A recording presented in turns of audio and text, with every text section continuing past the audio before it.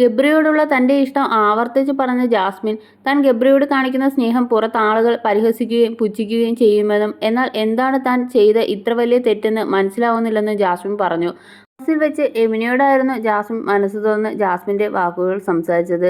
ചേച്ചി, സത്യം പറഞ്ഞാൽ എന്താണ് എൻ്റെ പ്രശ്നം എന്ന് ചോദിച്ചാൽ ക്ലിയർ ആയിട്ട് എനിക്കറിയില്ല. പക്ഷേ എനിക്ക് എന്തൊക്കെയോ പ്രശ്നങ്ങൾ ഉണ്ടെന്ന് എനിക്കറിയാം. ഞാൻ ഒട്ടും ഹാപ്പിയല്ലെന്ന് എനിക്കറിയാം. സത്യം പറഞ്ഞാൽ എനിക്ക് ഈ വീട്ടിൽ നിന്നും ഇറങ്ങിപ്പോയാൽ മതിയെന്നേ ഇപ്പോൾ ഉള്ളൂ.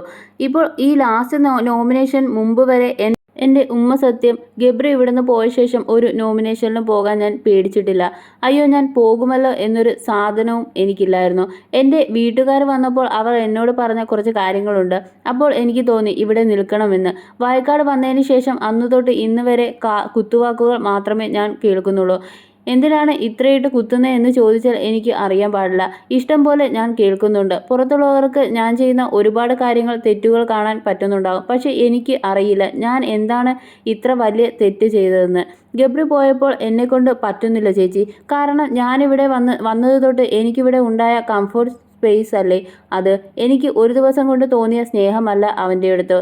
എനിക്ക് എൻ്റെ കാര്യങ്ങളെ അറിയുള്ളൂ. ബാക്കിയുള്ളവരുടെ കാര്യം അറിയില്ല. എൻ്റെ വീട്ടുകാർ വന്നപ്പോൾ അവരുടെ മുഖത്ത് ഒരു തെളിച്ചമോ ഒരു നല്ല വാക്ക് പറയുകയോ ചെയ്തിട്ടില്ല. ചേച്ചി, ഗബ്രിയോട് എനിക്ക് ഇഷ്ടമാണെന്ന് പറയാൻ പറ്റണ്ടേ?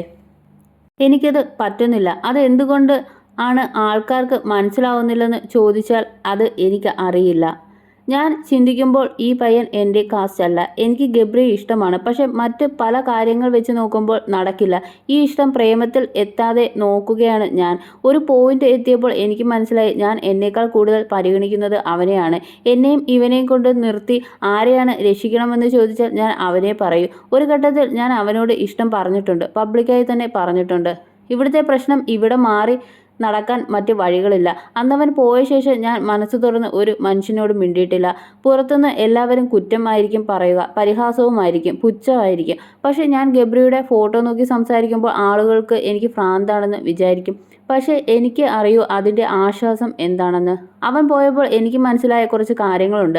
അവനോട് എനിക്ക് പ്രണയമല്ല.